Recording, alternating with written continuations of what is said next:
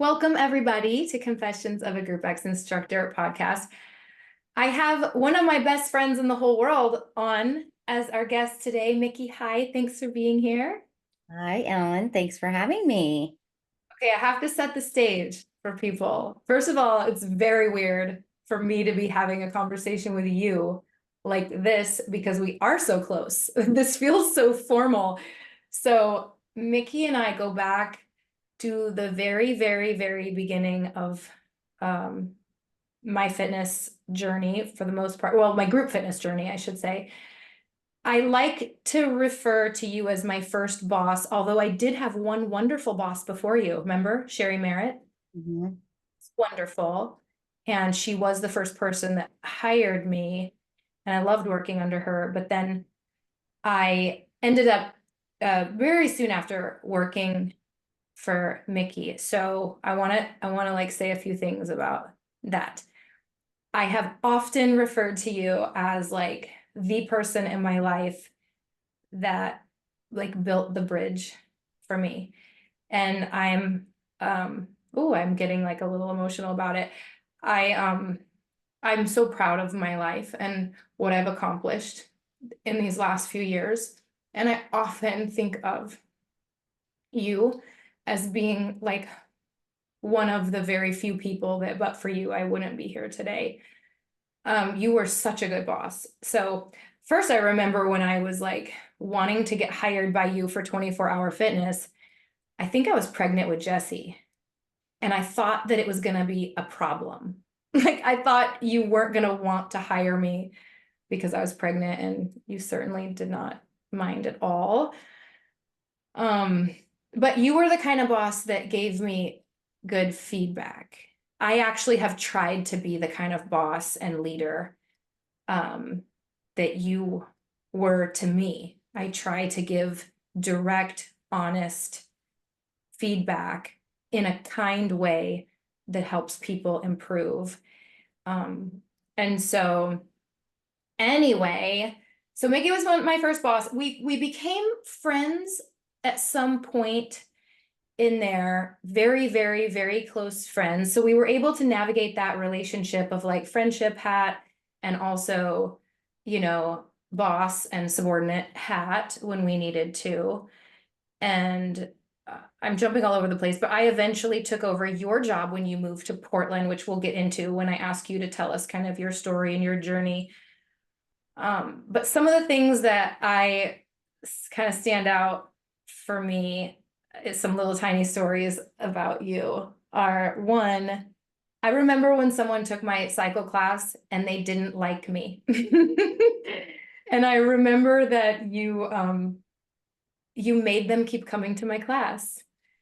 Do you remember? Well, I won't say their name, but do you remember the story? I remember that I would always tell people you have to give instructors at least 3 tries. I'm not gonna, as a boss, I back my employees first. So I would make sure that what members had to say was really valid. And I don't think that they could tell by one class exactly what was going on, what they liked or didn't like. So I thought 3 tries, then their feedback is valid to me. Exactly. I remember that's exactly what you told her. And also, you told her, you said you backed me, and I was pretty new. I was pretty new, but you backed me anyway. And you said, she's one of our best. Keep going. You said maybe you had an off day, maybe she had an off day. She's one of our best. Go back, go 3 times, and then report back to me. And by that third class, I had her, and she became one of my, regular people. So, and then I remember another time you gave me feedback when I was teaching at the Third and Lawrence 24-hour fitness, the cycle. Mhm. That was back in the day when those super low rise pants were popular, like so low rise that, I think they're actually maybe popular again, but it's because it's been so long. But I used to wear thong underwear, and we would cycle. And so you're hinged, you're bent over. And so the like triangle part of the thong would show on my lower back when I would cycle. And it was in the mirror. And you were the boss that was like, stop wearing underwear. And thank you for changing my life. I've like worn it. What was I ever thinking? I But mean, come on, who wears underwear with their tights? I don't know, some people do. Some people do, but we are not those people. And if you're listening to this episode and you take nothing else away from today, please stop wearing underwear under your tights, ladies. Really. That's that's the tip for the day. So, okay, back to our relationship, before I kind of turn things over. I am not very good at maintaining, like historically, I have not been very good at maintaining my relationships with people. I've moved a lot. So like I'm the kind of person that like I don't talk to anyone I went to high school with. It's really sad, but I don't, or college. I just have moved and been uprooted and moved and been uprooted. And when Mickey moved out of my life, out geographically speaking, I remember thinking like, oh, well, this is it, because I don't do that well. I don't do that well. Like maintain distant relationships. And but we have done it, and so she and I have stayed in touch. We try to see each other whenever we can. She has been peripherally a little bit involved with things I've done with warrior strength specifically, and and so I'm really proud of us. We kept it together. So we kids together, not together, like not the same kids, but we had kids at the same time. And that's a special bond. I'm sure a lot of our listeners are mamas and have had kids. And you know, when you have a friend who's raising kids at the same ages and stages, and you're all close, moms are close, the kids are close, it becomes like family. So my kids, now grown, really view Mickey as like Aunt Mickey. And we just have a very close family, you know, feel between our two respective families. Mickey and I first became friends when I was married to a different man, the kid's dad. And you were at my wedding, and also you drove me to get divorced. You were the one, you were like, what song do you need to listen to on the way to the courthouse? And I was like, to the left, to the left. It was that I one. remember that. I think of you every time I hear that song. I drove you to every court hearing. Think about it every time I hear that song too. I'm like, I remember when Mickey took me to the courthouse, and I was okay, listeners. You might see like this big boss woman on social media today, and that is who I am today. But boy, I tell you what, back then I was a little tiny scared girl who didn't know how to function in the world, did not know how to get divorced, did not, you know, didn't know how to do anything, didn't know how to pay bills, didn't know how to say no to people, didn't know how to stand up for myself or anyone else. And those were those were that was a it was a anyway, it was a different era, a different person. And Mickey, thank you for loving me through the different stages of who I am.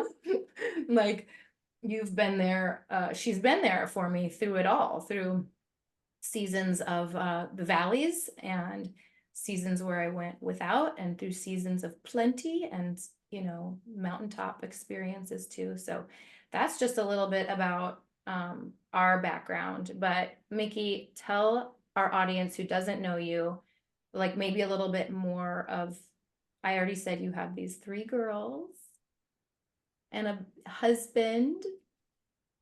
He calls me Eldon. Eldon, everybody calls you Eldon.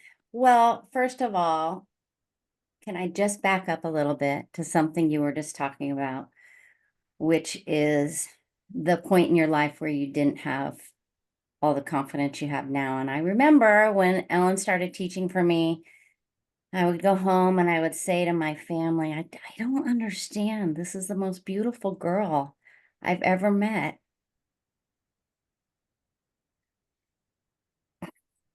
Sorry. And she doesn't have any confidence in herself. And it was really strange to me.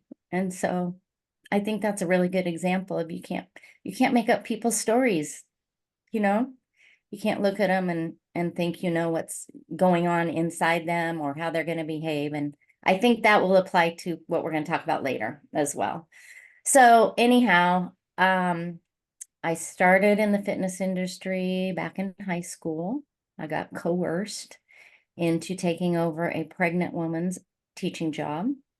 I did not want to, but my boss said, I will pay you 50 cents more an hour. I will pay you $4 an hour to teach classes. And I was said, I'm in. So that's how I started. And then from there, it just grew. I moved to Eugene and I started telemarketing. And then I think I was the janitor at one point. And I started working the front desk and became a manager, instructor, into a director, into a regional director. So it just kind of blossomed from there. And I loved what I was doing. So I kept going. Mhm. I ended up loving it enough to pursue my degree in exercise science. So I got that at the University of Oregon. And I've just been doing the same thing ever since. I've taken a little bit of a turn in the last 10 years, and now I'm doing a lot of personal training, in person, online, and some group training versus group fitness. So, meaning I don't always stand in front of the class and do the class with them, but I'm actually walking around and coaching the group rather than exercising. So you were like 16 years old when you started teaching, right? 16 years old. Yep. It's like the youngest I've ever heard. Well, keep in mind, I didn't want to. It was that 50 cents an hour that got me. Oh my goodness. Okay, But yeah, so you moved to Portland because of Joe's work. yes, so my husband got transferred. We lived in Eugene for 20 years, and then he got transferred to Portland with his job. And now we've been here, I don't know, about 18 years almost. And you do a lot of personal training from your home and stuff, right? And Yes. you work at Orange Theory. I work at Orange Theory. I love coaching at Orange Theory. It's very brain stimulating for me as a professional, which is important Yep. because I'm not getting younger.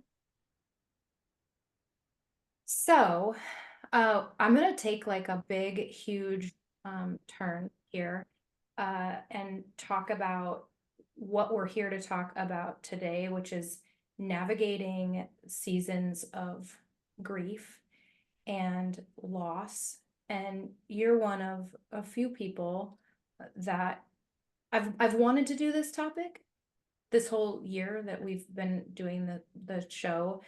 And in fact, I think I reached out to you months ago about it. We just never really like put the time down in our schedules to make it happen until today. But I know you have gone through some significant loss with family members, and the one I remember the most um, is Verna when you lost your sister. Uh, so will you take us through kind of the journey behind the losses that you've experienced, and then how did you keep going? I think this is very applicable to our listeners because death is inevitable, and we all experience death, and we all experience or will death of loved ones. And how we talk in here a lot about like putting on the happy face and putting your stuff aside and going and like, but then there's some things that are just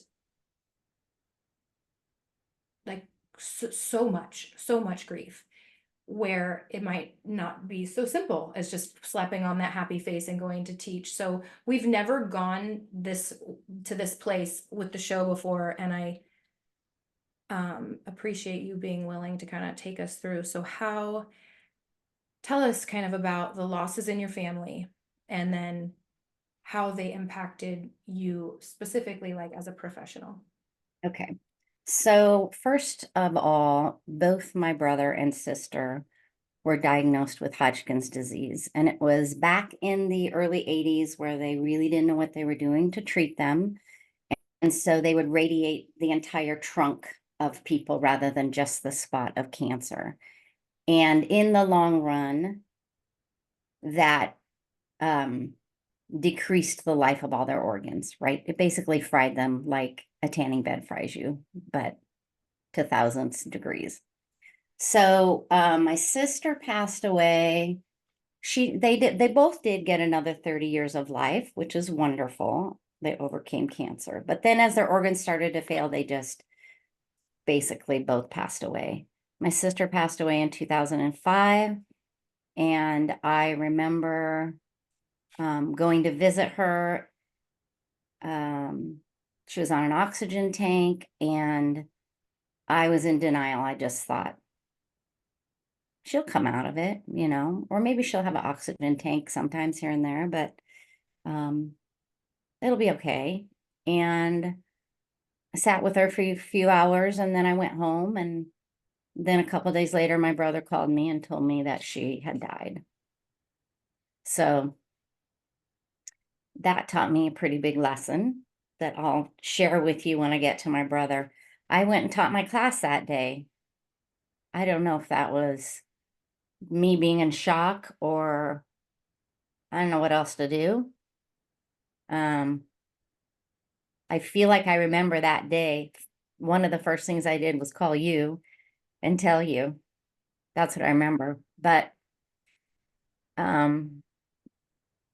teaching, I never stopped teaching through any of it. And I think that's just the way that I handled my grief.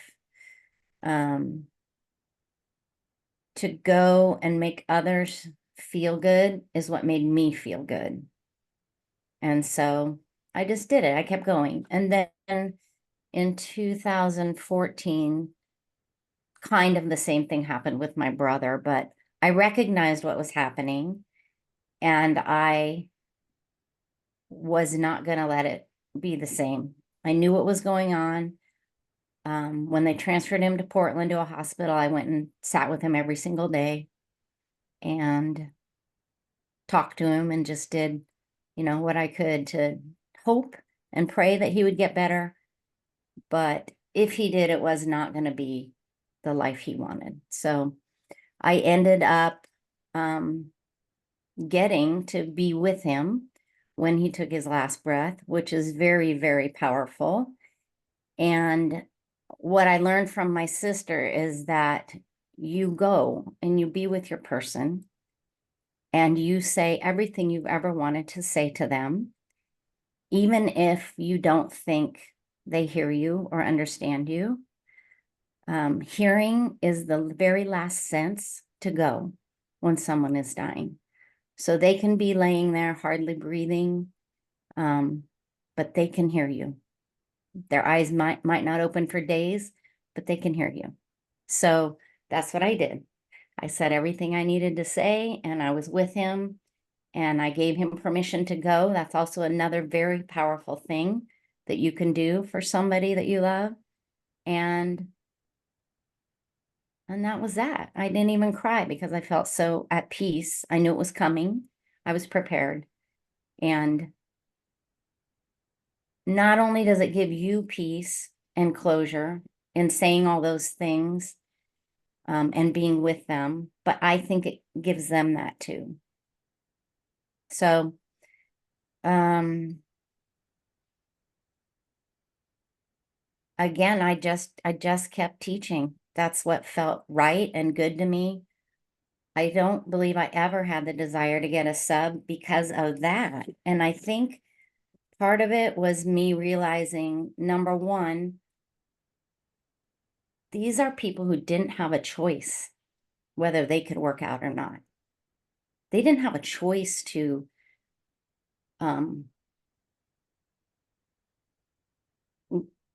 have their life last longer. They didn't. There was nothing they could do. And guess what? We do. And so I'm emphatic about going to exercise, doing what I can. Because I can. I get to, right? They don't get to. The other thing is, I absolutely know that if either of them knew I was mourning and crying and not going to do my job, they would be pissed.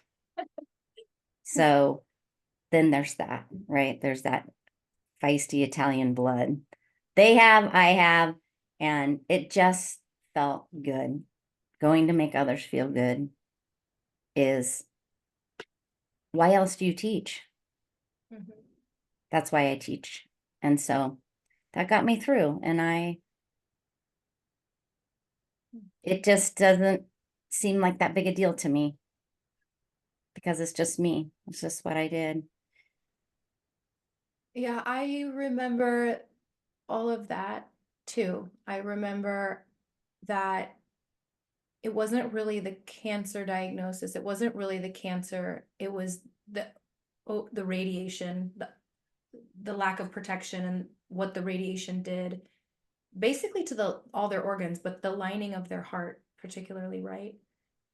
Um, Well, they were both different. My sister actually had the lining of her heart removed, which is amazing. I mean, I never even heard of that, but she still lived without that lining for, I don't know, another 5 years or something.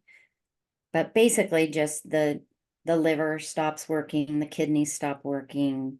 They go on dialysis, all the things that just I remember you, I remember you calling me and I think it was, I think it was like a Monday night. I think it was a Monday night and you were going to go teach your Monday night class. And I remember being really surprised, but not judgmental. Like just this is whether it's like you're in denial or this is how you're grieving. Like I thought it was interesting. It's always been interesting to me. And I think now that it's been years and I've thought about that so many times, I think I would be the same way. I think I would do the same thing. And I'm sure others like I'm sure grief is individual and there's different responses to it, but I remember thinking, how strange. mm, don't get me wrong, it wasn't easy, right? I can remember cycle classes where Like what was people's awareness? I don't remember that part. Like, they probably didn't know because I'm pretty private, right? I think up here, once I moved up here, the class was very involved with what was going on with my brother because I'd go see him every day. They wanted updates. So the people up here were very aware of what had happened. Um, so that made it a little bit harder. But there were plenty of songs. I remember teaching cycle, and those songs come on that have the most precious, motivating, heartfelt words, right? And I just couldn't say anything. I just rode and cried and rode and cried and rode and cried. And how good is that for us, right? I mean, that's one thing you can give to somebody who comes to your class and they've lost somebody or are grieving. They need that too. So, something else I learned from you in all of that is just that whole like, we don't know what people are going through in their lives. And there are people in our classrooms that are going through loss right now. Like, think about how many people are listening to this show and teaching classes. There's people experiencing the loss of a loved one, like just in this audience alone of listeners to this episode. And so it's just something for us to keep in check and be mindful of when we're picking our songs or picking what I was gonna say is like our words. exactly. Because one of the worst things to me that somebody could say to me at those points in my life was, "How are you?" And then the tears just flow. So that's a hard read. That's just what we say to everybody, right? Hi, how are you today? But it's something to be aware of. I think if you see a look on somebody's face that you can tell something's not right, maybe have a different approach. And did you want to share any about your mom and dad or Well, I Then 5 years ago, lost my father, and then last year lost my mother. They were both in their 90s, so they had great lives. And of course it's sad. Of course it's sad. But the same, I was with them. I said everything I needed to say to them. And I can't imagine not doing that. I think anybody who doesn't will just have the biggest hole in their heart, the biggest regret that you can never fill. Anyhow, so I I got to do that with both of them and basically planned their services, their parties. And yeah, it's really empowering, I think, and it can be very peaceful if you, I don't know, maybe learn from people around you how they've done it, or maybe you read and that's how you learn. Um, I found it very interesting though, this summer my nephew got married. And at weddings, they often have tables where all the family members who've passed away are on there. And as I'm walking by this table, this isn't funny, but I'm like, well, that's so interesting that half of my family is on that table. Oh, Isn't that crazy? well, I remember at Lily's wedding, I was like, oh, the family's all here. Like, Right? Yeah. So I had six siblings and then my parents, and two siblings and my parents had passed. So, it's, but obviously it's the way of life. We all need to expect it, and it's inevitable, but it doesn't make it easy. But just like anything, it's how you look at it and deal with it. so I'm like on the opposite side of the token. I feel like I've been, fairly shielded from significant loss. Like I have not gone through, um, I haven't, short of, grandparents that were not very involved in my life. Like it wasn't bad. It just, there wasn't a lot of closeness geographically or otherwise. And so actually the greatest loss I've ever experienced, Mickey, is when Bo died. That's honestly the hardest thing I've ever gone through. So I'm so grateful for your willingness to do this, because there's people on listening, and there's people that are on, you know, in my shoes. They haven't yet, but will. And then there's people that are going through it. And so can you kind of like wrap up with, you've already kind of like touched on some really great tips, but if you could kind of line them up, what are your tips for people going through grief? Well, first of all, you have to remember that everybody's individual, kind of like birthing a child, right? Everybody's experience is so extremely different.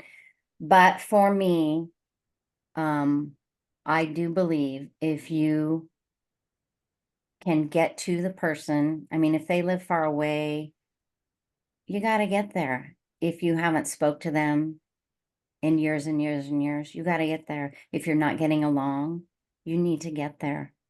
You just have to make it happen, because to be with them and talk to them just will give you the greatest peace after they pass. And you don't have to look back and beat yourself up for not, doing what you should have done. Yeah. So that's probably my biggest advice, is go say what you need to say. Know that they hear you. Then I guess to remember that when somebody passes away, in my opinion, by mourning to the point where you um, don't do the things that give you joy, Mm, um, become selfish, mm, I think. And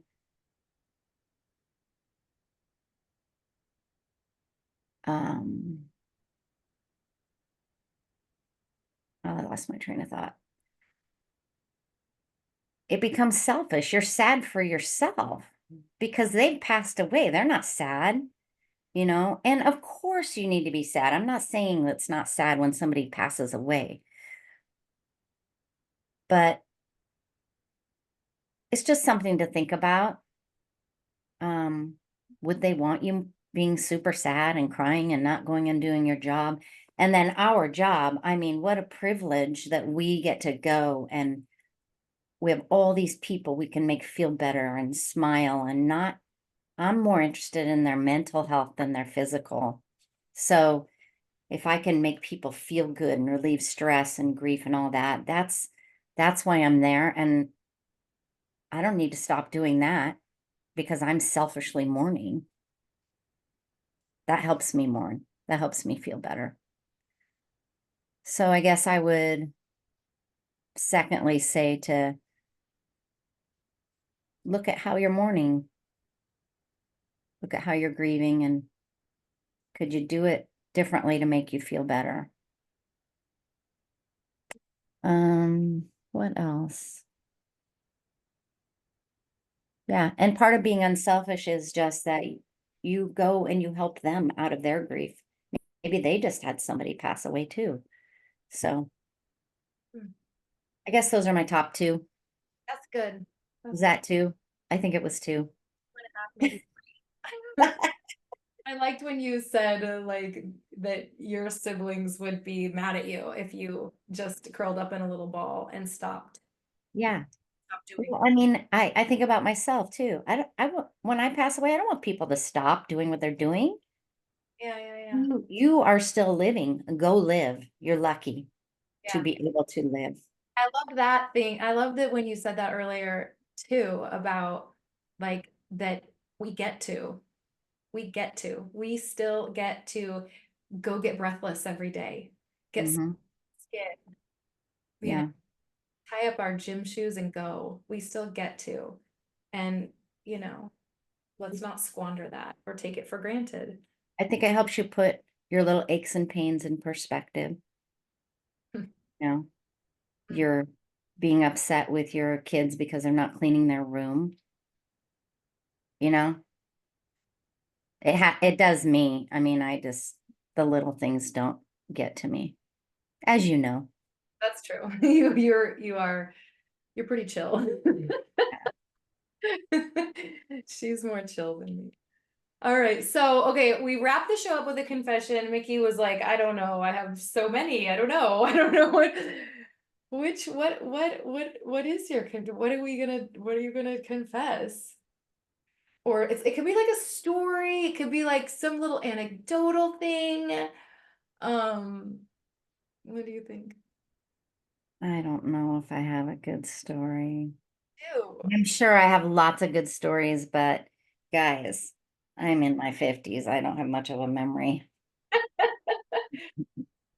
Um, I guess I could tell you about the pain in the ass member, one of them that I had. But yet you still walk in with a smile and treat them well. And that's about this man who used to come to my spin class and he would bring a decibel reader. Okay, maybe that's not so uncommon.